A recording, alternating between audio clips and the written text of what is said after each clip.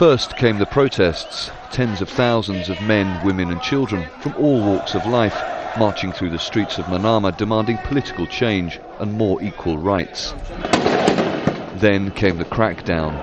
Hundreds arrested, many beaten and seriously wounded by security services. A brutality that was never expected.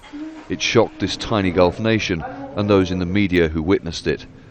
But when the journalists left, many banned from returning, the trials began. The verdicts are now being handed down. 21 opposition figures and rights activists sentenced, 6 in absentia. The 8 given life sentences include Hassan Moshema, leader of Haq Party, his colleague Abdul Jalil el-Sengais, Abdul Wahab Hussein, leader of Al-Wafa.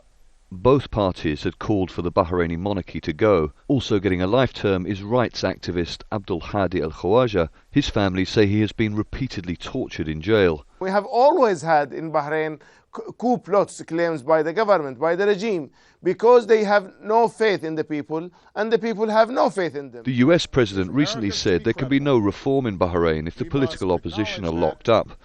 Only last week Washington put its major ally and home to the US Fifth Fleet on the same human rights violators lists as Syria and Iran.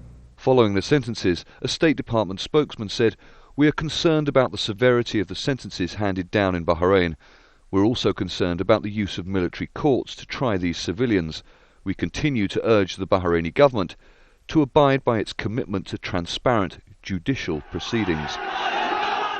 The Bahraini government has called for a period of national dialogue and reconciliation starting July the 1st. The largest opposition party, Al-Wafaq, says any such talk now is totally unrealistic. Protesters braved the security forces once again after the sentences were handed down.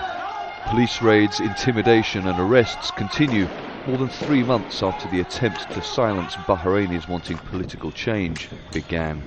Charles Stratford, Al Jazeera.